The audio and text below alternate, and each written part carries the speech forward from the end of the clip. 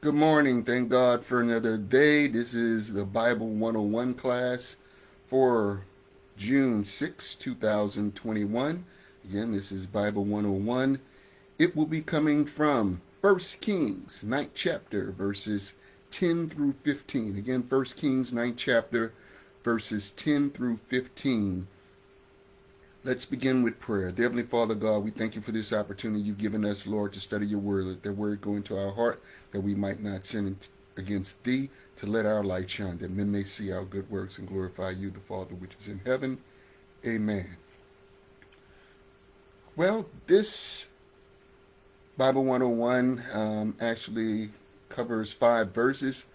I may continue on, depending on time. We got a little 5-minute late start here. Sorry about that. However, we're here. Thank God we're here and seeing another day. So, let's look at the verses and then we'll expound on the scriptures. And it came to pass at the end of 20 years, when Solomon had built the 2 houses, the house of the Lord and the king's house. Now Hiram the king of Tyre had furnished Solomon with the cedars and fir trees and with gold according to all his desire. That then Solomon gave Hiram 20 cities in the land of Galilee. And Hiram came out of Tyre to see the cities which Solomon had given him, and they pleased him not. And he said, What cities are these which thou hast given me, my brother? And he called them the land of Kabul to this day. And Hiram sent to the king 60 talents of gold. And this is the reason of the levy which King Solomon raised, for to build the house of the Lord and his house, and Milo, and the wall of Jerusalem, and Hazar, Megiddo, Gizer, for Pharaoh, king of Egypt, had gone up and taken Giza, and burnt it with fire, and slain the Canaanites that dwelled in the city, and given it for a present unto his daughter Solomon's wife. And Solomon built Giza, and Bethhoron, and the nether, Balath, Tadar, in the wilderness in the land, and all the cities of store that Solomon had, the cities of his chariots, the cities of his horsemen, that which Solomon desired to build in Jerusalem and in Lebanon, in all the land of his dominion.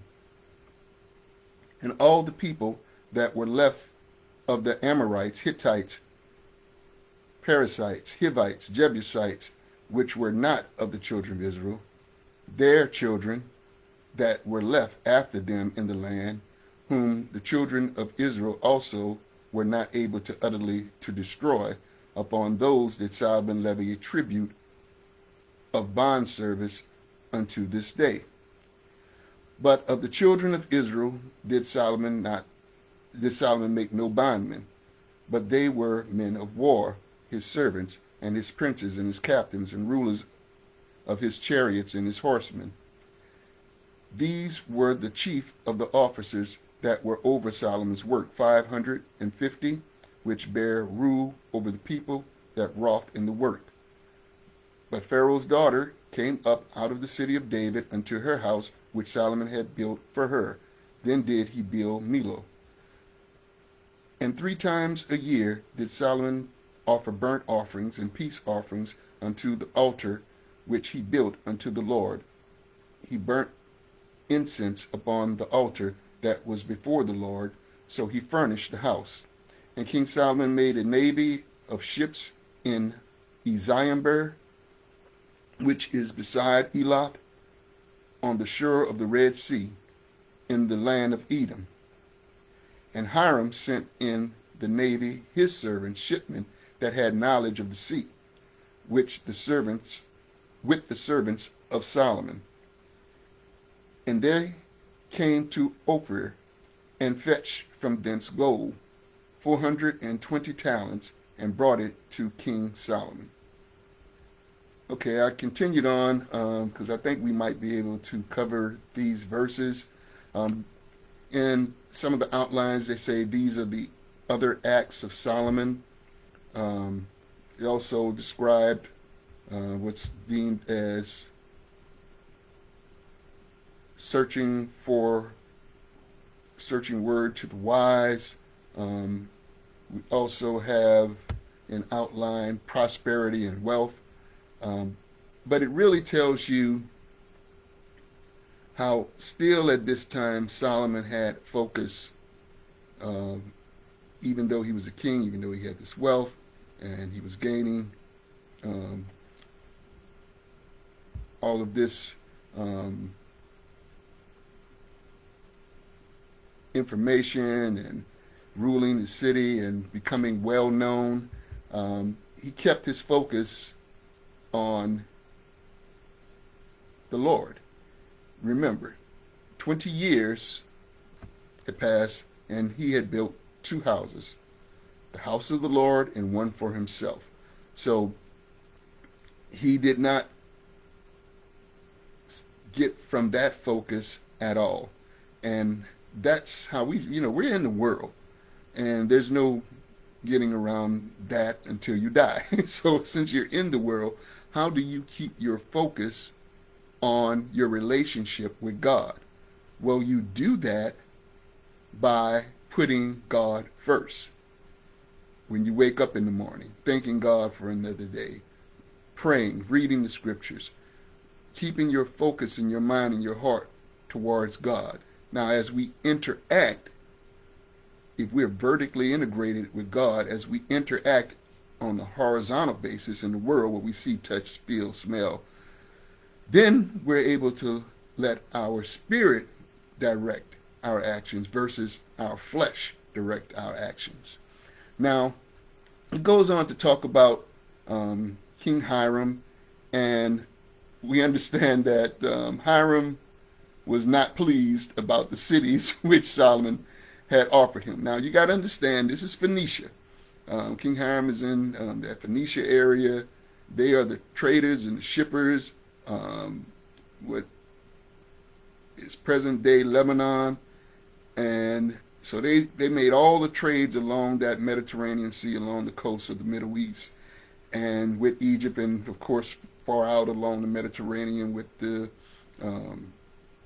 all the way into the coastal areas of Europe. So this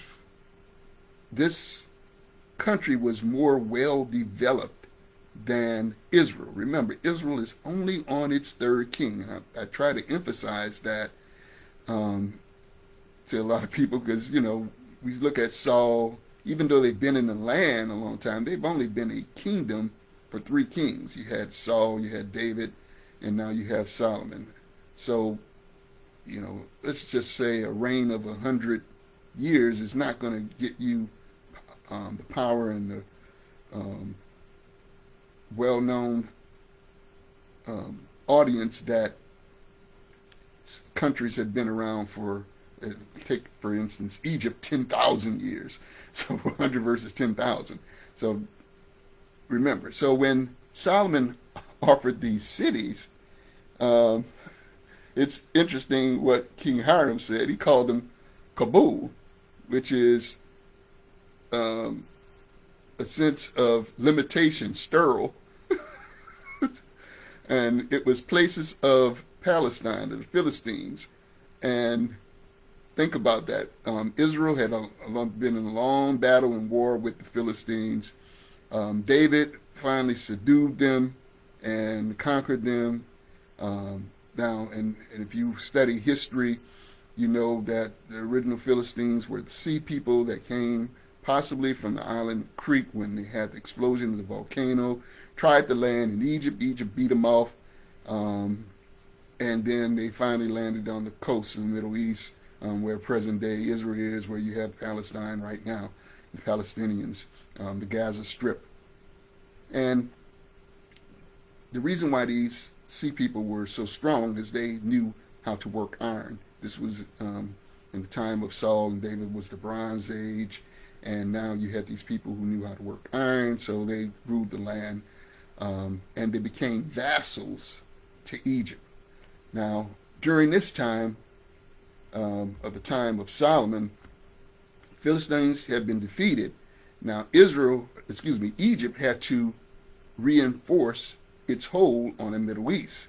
And that's how you have the interplay of the kingdoms and the vassalship with Hiram, Solomon, and the Pharaoh Siasun, who we believe is the Pharaoh at this time, and that gave one of his lesser daughters. It would not be a daughter of the Pharaoh of the bloodline, because the Pharaohs come from a matriarchal line. Black people are matriarchal people. We're not patriarchal people. So definitely this daughter was not of that line, because the only way you can become Pharaoh is to marry into that matriarchal line and continue the Pharaoh dynasty. So I'll give you that brief history lesson, but the main thing is what we get out of this. We're going to be interacting with the world. How do you interact with the world? Are you going to have your relationship with God leading you to interact through the Holy Spirit, or are you going to be like man and be like the world and be about me, myself, and I, and work out of the flesh, what you see, touch, fail, smell, what makes you feel good? We know that is going to be rebelling. That is going to cause sin. Sin is rebellion against God. Where right there, if you're not choosing that vertical integration to work in this world, right then you're deciding, I'm going to do my thing. So Solomon was not in that mode. You know, he tried to make things right with King Hiram, and of course the offer go, because that the cities were not what the standard of the Phoenician Empire was at that time. So now Solomon also started a levy and raised taxes. When we see levy and tribute, those are two separate things. A levy is just like we pay taxes, every day and once a year federally. Well, not even once a year, because if you have a business, you're paying quarterly, but I'll leave that alone. Anyway, so that's the levy part. Tribute is when you are a separate people inside a nation and you pay a tribute to live, work, and be there. Now, and it's usually a group of conquered people. Now, when we look at verse 16, we see another interplay of Africa in the Middle East, which is King Pharaoh, for Pharaoh, king of Egypt, had gone up and taken Gezer and burnt it with fire, and slain the Canaanites that dwell in the city, and given it to a present unto his daughter Solomon's wife. Now, this is very important. If you have the African power at that time, Egypt, going up into the Middle East, conquering cities as a gift and destroying the enemies, the Canaanites, that, remember, this is all in the work of God. God had given the Canaanites 400 years to get right. 400 years. That's from the time back when of Abraham and the people going into Egypt, up until the time of the kingdoms of Israel, with the kings of Saul and the judges and all of that stuff, when they crossed over the River Jordan. So all of this time, when you're reading the Bible from Genesis up until the destruction of Jerusalem, the Middle East was ruled by African people, mainly Pharaoh, king of Egypt. And holding on to that, because the only way by land to get into Africa is through the Middle East. It was a very important route. It was a trade route. It was also a military route. So God is working here, number one, fulfilling his promise on the Canaanites that they were going to be destroyed, also protecting his people. Israel, ruled by God, his people. We are protected all the time by God, by his divine providence, how he works in nations with other people, protecting us, delivering his promise that he gave us. Here we see this plain in the interaction of Pharaoh in the Middle East and what he did for his daughter that basically made a fortress for Solomon in that land. If you have Phoenicia, which is at the top, now a treaty and a friend and interacting, and then you have Egypt at the bottom, basically sealing off all the threats, because remember, the countries that you see and the cities that have Solomon's dominion and the people, they are not in that area. The Amorites, the Hittites, the Perizzites, the Hivites, the Jebusites. Now the Jebusites were in the land of Canaan, which were not of the children of Israel. Now I'm at verse 20. Hittite Empire is way up above Iraq. Okay, that's where the Hittite Empire started. Basically, if you're facing a map, to the west of Iraq. So the Hittites had came and invaded. Well, Egypt and Israel and the vassals under Pharaoh, not only Israel, but other cities and vassals and Pharaoh, beat them off. And now those people who are left, who had settled, who had conquered, are now what? At the knee. Not only of Pharaoh, but now at the knee of Solomon. So God is working through all of that to give Solomon peace, to allow Solomon that time to build the temple, to allow Solomon to become renowned, to allow Solomon to grow into leadership. Because just as he is dealing with King Hiram, even if there were slips up, he was wise enough to say, okay, if these cities don't work for you, I'm going to pay you so much gold. And now we look down in verse 24. We see Pharaoh's daughter came up out of the city of David unto her house. Well, remember where this house was built, at a former stronghold of people who had been conquered. So, well protected. This is Pharaoh's daughter. This is King Solomon. Now, verse 25 is important because we see still Solomon has what? His vertical integration with God. He is putting God first. 3 times a year did Solomon offer burnt offerings of peace. That's going to be your Pentecost, your Passover, and the Tabernacles. Those are the 3 big feasts. So 3 times a year, Solomon is coming and making burnt offerings to the Lord upon the altar before the Lord. So he finished the house. Now, what we're talking about here, I think they're still referring to his house and, of course, the house for Pharaoh's daughter. Now,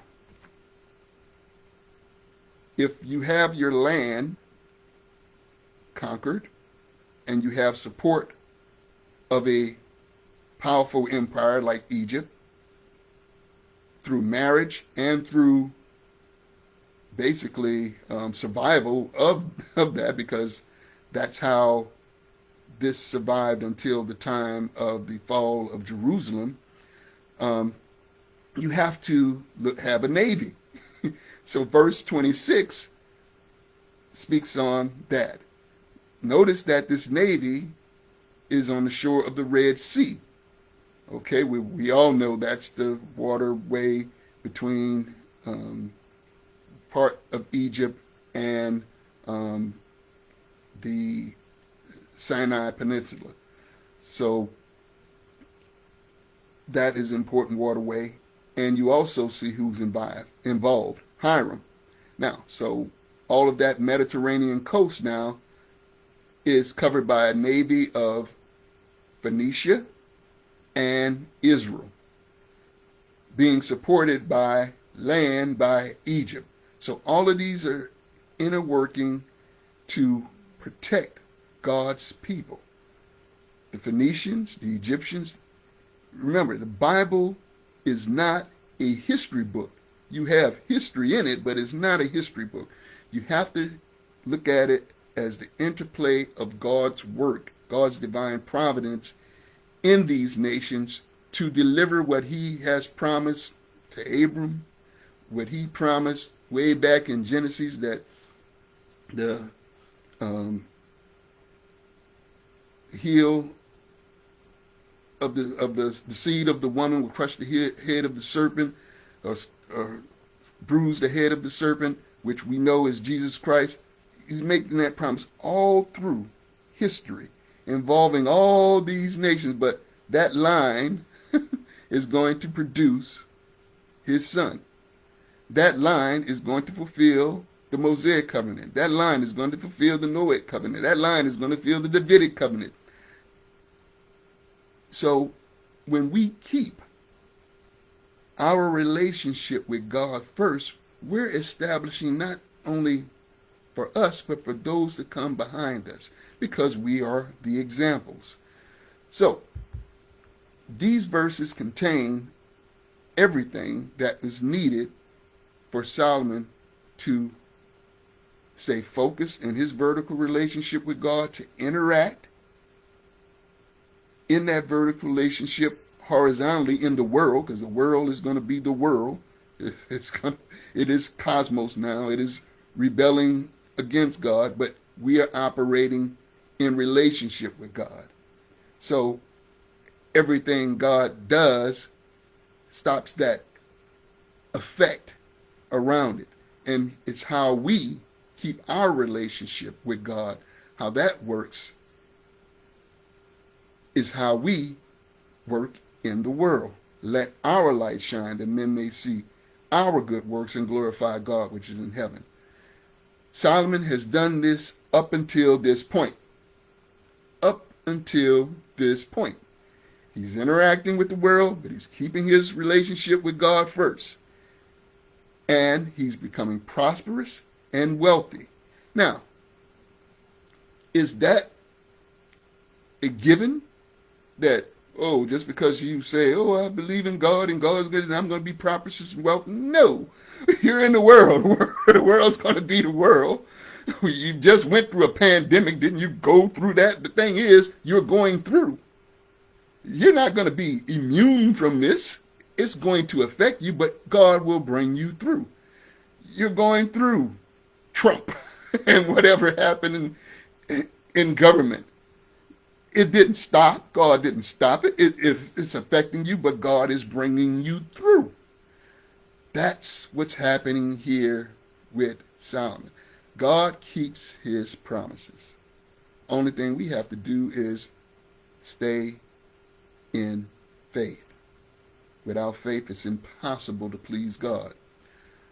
I hope you enjoyed this brief overview of 1 Kings 9th chapter, verses 10 through 28. Well, we did get through all the verses, and we're at the end of the chapter. I will update those verses on Facebook and on the YouTube channel.